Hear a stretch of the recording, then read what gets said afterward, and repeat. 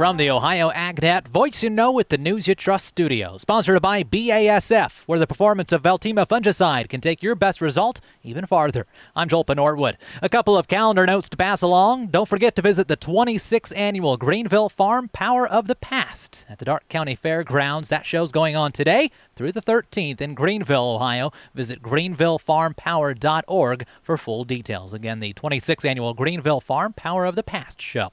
And then next week, we'll be at the Crawford County Fair Monday, thanks to Nature's premium liquid fertilizers since 1946. We'll see you there. Well, let's check in with the weekly update of the Ohio Soybean Council and your checkoff dollars at work. Here's Dusty Sonnenberg. I'm joined today by Philip Good. Philip currently serves as chairman of the United Soybean Board. Philip, as you go around the country representing America's soybean farmers, what are some of the messages you share? You know, I'm really proud of the soy checkoff successes, and I just want to highlight just several, maybe of many that I could highlight. And the first being biofuels. It was truly farmers 30 years ago that had vision and foresight. And, you know, we have seen that biofuels from its creation grow. In the last 15 years, we've seen it increase from 80 million bushels to 1.2 billion bushels. And that's all because of farmer investments back in time and the success story there. Another one is about the exports. You know, trade is so important to us. We have a large percent of our soybeans and soybean meal are exported.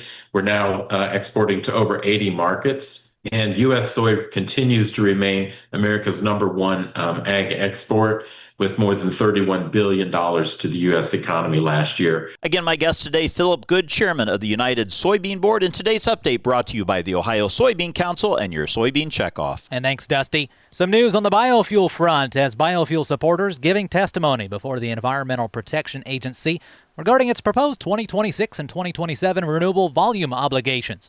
Krista Swanson is chief economist for the National Corn Growers, tells us about the process and where it goes once testimony is complete. Interested parties could weigh in on the proposals. And so from here, then we would expect EPA to take that into account and come out with a final rule. I'm not sure the timeline on when we would expect the final rule, but that's where we're at in the process. Our thoughts on the proposal, I mean, the conventional volumes remained at 15 billion gallons, which we are pleased to see. The biggest changes, looking at the bio-based diesel numbers. It doesn't directly affect ethanol, but it does. Bio-based diesel had the capability of producing more than the number of RINs that were allocated in the RFS before. With these new higher volumes, that gives them more space in their own bucket, so to speak, because the D4 that bio-based diesel falls into could also use D6 RINs, which are the RINs that ethanol uses. So what I'm saying is they were using some of the excess D6 RINs that ethanol was not using. The reason ethanol wasn't using the full 15 billion is because we have this 10%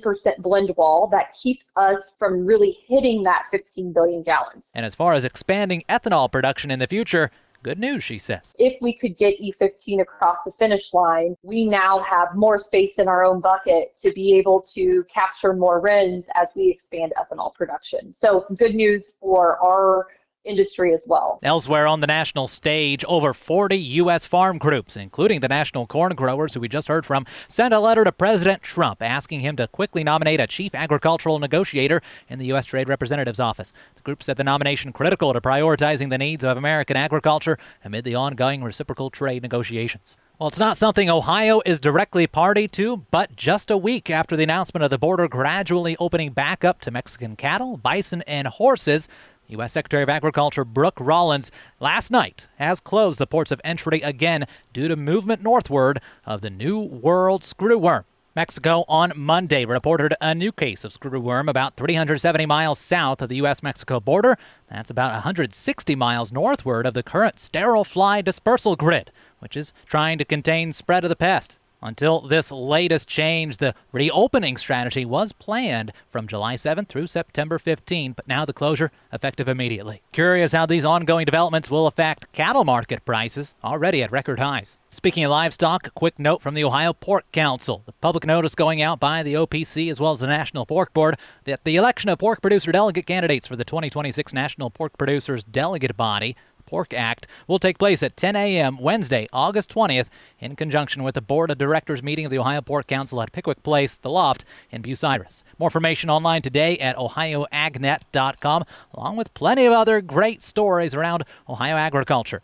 Let's turn the page right now over to market numbers and what ended up in Chicago today. And let's dive in. July corn down 5 1/4 to 407 1/4, but December new crop corn up a penny to 416 1/2. July soybeans up 1/4 cent to 1012 1/2, while new crop beans 1013 3/4 per bushel, up 6 1/2.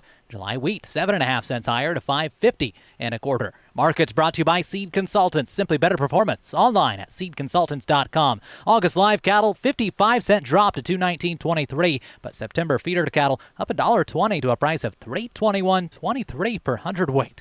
July lean hogs 15-cent gain to $107.25, but drop for future contracts after that. Milk trending down about 3 to a dime. This is the Ohio AgNet.